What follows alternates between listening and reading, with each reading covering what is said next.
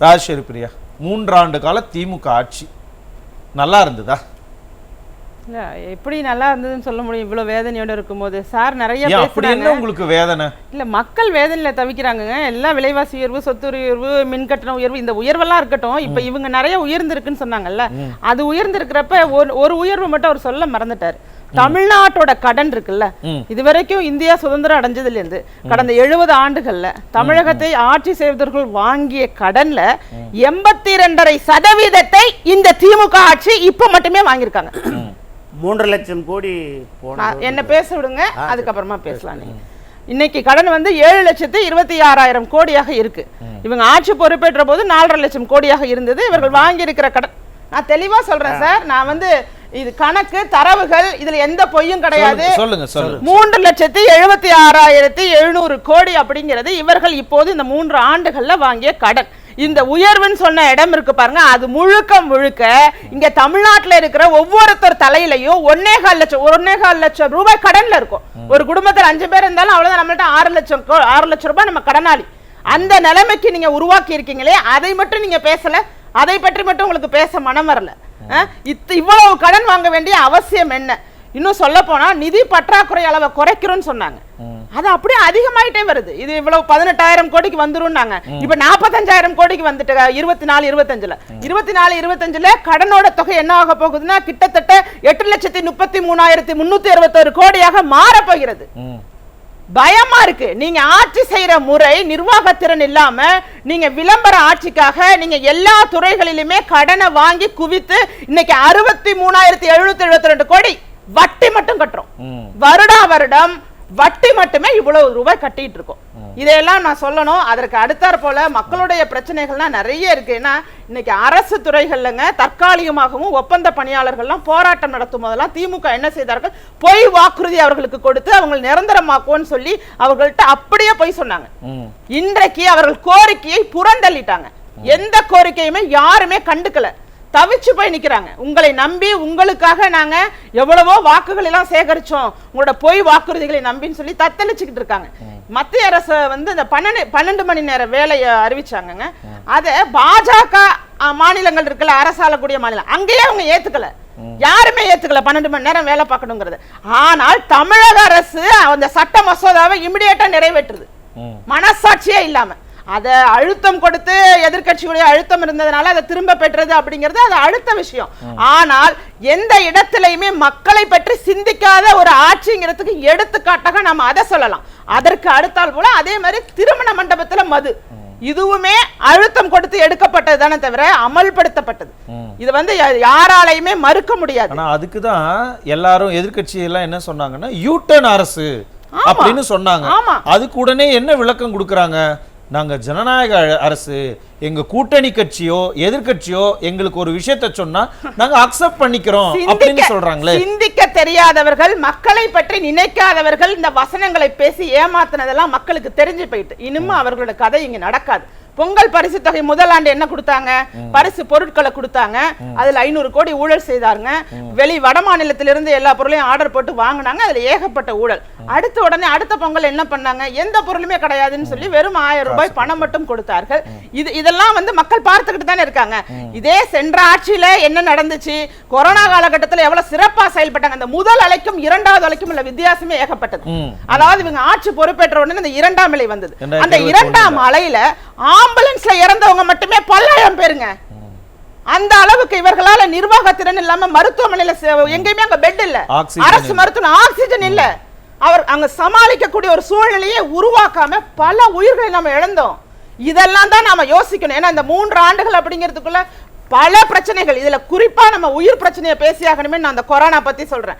அதற்கு அப்புறம் அந்த மாணவர்களை கல்வி கடன் ரத்து செய்யறோம்னு சொன்னது, பழைய ஓய்வூதிய திட்டத்தை நாங்க எடுத்துட்டு வந்துருவோம்னு சொல்றது, மாதம் மின் கட்டணத்தை கணக்கிடுவோம்னு சொன்னது, மின் கட்டணத்தை 50% உயர்த்தினது, சொத்து வரியை 100% உயர்த்தினது. அதாவது தேர்தல் அறிக்கையில் என்ன குறிப்பிடப்பட்டிருந்துச்சுன்னா, இந்த கொரோனாவால பொருளாதாரத்துல மக்கள் வந்து பின்தங்கி இருக்காங்க, இந்த சூழ்நிலை மாறும் வரைக்கும் நாங்க சொத்து வரியை உயர்த்த மாட்டோம் அப்படின்னு சொல்லி குறிப்பிடப்பட்டிருக்கு. ஆனா அது ஒரு இப்படிங்கிறதுக்குள்ள மறந்துட்டு இமிடியேட்டா 100% சொத்து வரி உயர்வு, 150%. இதை எல்லாத்தையுமே மக்கள் கூர்ந்து கவனிக்க தொடங்கிட்டாங்க. உங்களுடைய ஆட்சி அப்படிங்கிறது உங்கள் மகன் மருமகன், கிச்சன் கேபினெட், இது மாதிரி குடும்ப உறுப்பினர்களுக்கான ஒரு ஆட்சி. அவர்கள் என்ன முடிவெடுக்கிறாங்களோ அதுதான் போதை கலாச்சாரம். இல்ல மேடம், இப்ப வழக்கமா ஒரு ஆட்சி இருக்கிறாங்கன்னா ஒரு ஆன்டி இன்குமென்சி, அரசுக்கு எதிரான மனநிலை அப்படிங்கிறது வரக்கூடியது யதார்த்தம் தான். ஆனா இந்த திமுக ஆட்சியில அது அதிகமா இருக்கா? ரொம்ப எர்லியா, ரொம்ப சீக்கிரமாவே வந்துருச்சா? கண்டிப்பா. ஏன்னா ஏன் அவர்களுடைய வாக்குறுதி வந்துங்க, நீட்டு பத்தி பேசணும்னா லாஜிக்காவே எந்த லாஜிக்குமே, அதாவது சட்ட சிக்கல்ல இருக்கக்கூடிய ஒன்றை நீங்க எனக்கு ரகசியம் தெரியும்னு சொன்ன இடத்திலேயே மக்களை எந்த அளவுக்கு நீங்க ஏமாத்திருக்கீங்க. அதுதான் காரணம். முக்கியமான காரணம் என்னன்னு கேட்டீங்கன்னா, சாத்தியப்படாதவற்றை எல்லாம் சாத்தியப்படும் அப்படிங்கறத அடிப்படையில அவர்களுடைய வாக்குறுதிகள் அமைந்ததுதான் அங்க காரணம். அனைத்து மகளிருக்கும்னு கொடுத்துட்டு அது சாத்தியம் இல்லைன்னு தெரிஞ்சு போன பிறகு தகுதியுள்ளவர்கள்னு சொல்லி கொடுக்கும் போது அந்த இடத்துல அந்த வாங்காத 1.25 கோடி இருக்காங்க இன்னும் பெண்டிங்ல. கிட்டத்தட்ட 2,25,00,000 பேருக்கு வரணும். சார் சொல்றாரு 1,15,00,000 வந்துட்டுன்னு. ஆனா அது 90 லட்சம் பேருக்கு தான் ரிசீவ் ஆகுது. அப்ப முதலமைச்சர் சொல்ற மாதிரி தமிழகத்தில் இருக்கிற எல்லாரும் மகிழ்ச்சியா இல்லையா? இல்ல, மகிழ்ச்சியா எப்படி இருக்க முடியும்? எப்படி இருக்க முடியுங்க? இந்த அளவுக்கு செயல் நாங்க அண்ணன் சொன்னாரு, செயல்ங்கிறது இங்க போதையில எல்லாரையும் தடுமாற வச்சுட்டீங்க, இதுதான் செயலான்னு கேக்குறாங்க. நான் என்ன கேக்குறேன், கொலை செயல்கள் அதிகமாயிட்டா இதுதான் உங்க செயலான்னு கேக்குறேன். எங்க பார்த்தாலும் கொலை நடக்குது, இதுதான் செயலா? உங்க செயல் என்னன்னு சொல்றது? மது போதை, மத்த கஞ்சா போதைனாலங்க பெற்ற தாயை கொலை செய்யக்கூடிய சம்பவங்கள் அதிகமாயிட்டுங்க. மகன் வந்து தாயை கொலை செய்யறதும், சில நேரத்துல பெண்களே அந்த போதையில இருக்கிற கணவனோட தொல்லை தாங்காம அவர்களை கொல்றது, இந்த மாதிரி குடும்பத்துக்குள்ளேயே பல பிரச்சனைகள் போதையினால ஏற்பட்டு ஒரு தெருவுக்குள்ள பெண்கள் நடந்து போக முடியல, மருத்துவமனையில குடிச்சிட்டு போய் அந்த பெட் எல்லாம் பிடிச்சி தள்ளுற மாதிரி காட்சிகள் எல்லாம் பாக்குறோம். சமீபத்துல திருவாரூர் மாவட்டத்துல ஒரு அரசு மருத்துவமனையில் நடந்த காட்சி. அப்ப இது மாதிரியான காட்சிகளை எல்லாம் பார்க்கும்போது இந்த காட்சிகள் தான் உங்க 3 ஆண்டு காலத்தோட சாட்சிகள். அரசு மருத்துவமனையில மருந்து இல்லைன்னு கவலைப்படல, அதே இடத்துல 60,000 லிட்டர் பீர் பத்தாது, 1 லட்சம் லிட்டர் பீர் உற்பத்தி செய்ய வேண்டும், அதுவும் கோதுமை பீர்னு போடுங்க. இதுல உங்களோட புதுமைகளை எல்லாம் கொண்டு வரீங்க. டெட்ரா பாக்கெட் போடணும்னு சிந்திச்சீங்க. நீங்க எதை செஞ்சீங்க? நீங்க செய்வது முழுமையாக மக்களை மது போதையிலும் பிற போதைகளிலும் தள்ளுவதற்கான செயல்களை தான் அட்வான்ஸா திங்க் பண்ணீங்களே தவிர, நீங்க வருடம் 10 லட்சம் பேருக்கு வேலை வாய்ப்பை உருவாக்கும்னு சொன்னீங்களே, அது என்ன ஆச்சு? எந்த வேலை வாய்ப்பு? நீங்க இன்னும் 30 லட்சம் பேருக்கு வேலை வாய்ப்பை உருவாக்கி இருக்கணும்ல, இல்லையே. ஏன் அப்ப எதையுமே செய்யாம மக்கள் சந்தோஷமா இருக்காங்கன்னு எந்த அடிப்படையில சொன்னாங்க? குறிப்பா இந்த ஆட்சியில பெண்களுக்கு எதிராக நடந்த விஷயங்கள்லாம் என்ன அப்படிங்கறத பேசலாம். சகோதரர் சொன்னாங்க அரசு மருத்துவமனை பத்தி, கால் பந்தாட்ட வீராங்கனைங்க பிரியான்னு ஒரு பெண்ணு காலை இறந்து போனது நீங்க பார்க்கலையா? இதெல்லாம் மறந்து போயிட்டு நினைச்சிட்டு இருக்காங்க. எங்களுக்கெல்லாம் மறக்காது. பஸ் மரத்தானி மாதிரி இருக்காங்க. அப்படி ஞாபகம் வச்சிருவோம். உங்களுடைய ஆட்சியினால எவ்வளவு உயிர்களை இழந்திருக்கும். இனி என்கிட்ட நிறைய பட்டியல் இருக்கு. அந்த பட்டியல் நிறைய இருக்கு, பட்டியல பார்க்கலாம். ராஜேஸ்வரி, நீங்களாவது இந்த திமுக ஆட்சிக்கு மார்க் போடுவீங்களா? பெண்கள் எவ்வளவு மார்க் போடுவாங்க? நெகட்டிவ்ல தான் நான் கொடுப்பேன். ஏன்? 0க்கும் கீழே, அதுதானே நெகட்டிவ். அதனால ஏன்? ஆமாங்க, இன்னைக்கு சாதிய பிரச்சனைகளே சகோதரர் குறிப்பிட்டது மாதிரி இன்னைக்கு தமிழகம் முழுவதும் சிறுவர் மாணவர்கள் கையிலேயே அருவாளை தூக்குற நிலைமை உருவாயிருக்குல்ல. சாதிய பிரச்சனை, லாக்அப் மரணங்கள் அதிகமாயிருக்கு, கள்ளச்சாராய மரணங்கள் அதிகமாயிருக்கு, வீதிக்கு வீதி பெட்டிக்கடையில கூட மது பானங்களை விற்பனை செய்யறாங்க. 24 மணி நேரமும் மது ஆறாக ஓடிக்கிட்டு இருக்கு. இதையெல்லாம் பார்த்துட்டா நம்ம எப்படிங்க அவங்களுக்கு மார்க் கொடுக்க முடியும்? பல பெண்களுடைய வயிற்றுச்சலை வாங்கிக்கிட்டாங்க. பெண்களுக்கு இந்த ஆட்சி பெண்களுக்கு எதிராக இருக்காங்க. பெண்களுக்கு ஏன் என்ன பிரச்சனை? மனதை புண்படுத்த இன்னைக்கு ஒரு குடும்பத்திலயுமே இந்த மதுவால பாதிக்கப்பட்ட குடும்பங்களில் உள்ள பெண்கள் நிம்மதியாவே இல்லைங்க. மிகப்பெரிய ஒரு மன உளைச்சல்ல குடும்பத்தை சுமந்து கொண்டு பிள்ளைகளை படிக்க வைக்கிறது. இன்னும் குழந்தைங்களாம் இடைநிற்றல், பள்ளி படிப்புலேருந்து விலகிட்டாங்க. இந்த போதை கலாச்சாரம் அதிகமாயிட்டு இதை தடுப்பதற்கு போதை மறுவாழ்வு மையங்களை எத்தனை இவங்க புதுசா திறந்திருக்காங்கன்னு நீங்க சொல்லுங்க. எதுவுமே கிடையாது. இவர்களுடைய நோக்கம் முழுவதுமாக இதை டெவலப் பண்றது. சகோதரி அவர்கள் சொன்னது மாதிரி 50,000 கோடியா உயர்த்தணும். சென்ற பட்ஜெட்ல 45,000 கோடியா, அடுத்த பட்ஜெட்ல 50,000 கோடி ஆகணும், அடுத்த 60,000 கோடி ஆகணும்னு இந்த டாஸ்மாக் மூலமாக வரக்கூடிய வருமானத்தை உயர்த்துறதை நோக்கிதான் இவர்களுடைய பார்வையும் பயணமும் இருக்கே தவிர எதுவுமே இல்ல.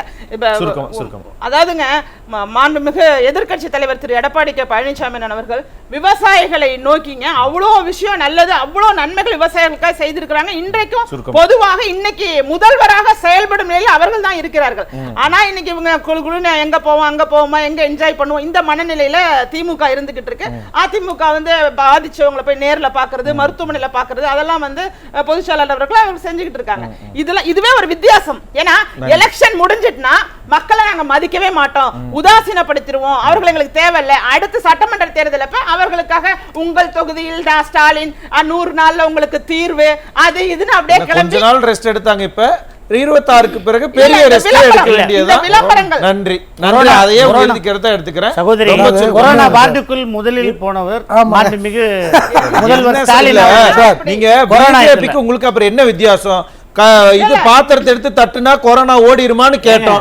இல்ல, நான் முதலமைச்சர் உள்ள நேரடியாக போயிட்டாருன்னா கொரோனா முதலமைச்சரே ஓடிருமா? போனது. என்ன சார் இது? அண்ணே, பொய் பேசலாம், பொய்ய மட்டுமே தமிழ்நாடு பேச சம்மந்தமே முடியாது. இல்லாத பொய் வேலை. பேசலாம், ரொம்ப பொய்ய சுருக்கம். மட்டுமே மேடம், பேசக்கூடாது. பொய்ய சார், ரொம்ப மட்டுமே சுருக்கம். பேச- ஒரே இல்ல வரியில சார், ஒரே வரியில. ஸ்டாலின் தான் வராரு, விடியல் தர போறாருன்னு சொன்னாங்கல்ல, அதுக்கு ஒரு அம்மா ஒரு வீடியோ பார்த்தீங்களா? நீச்சல் ஸ்டாலின் அடிக்க தான் தான் வராரு, விட்டாரு. நீச்சல் அடிக்க விட்டாரு.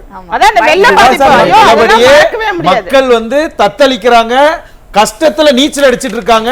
யாரோ ஒரு சேவியர் வருவாங்க காப்பாத்துறதுக்கு. அது எப்ப நடக்கும், யார் அது அப்படிங்கறது பொறுத்திருந்து பார்க்கலாம்.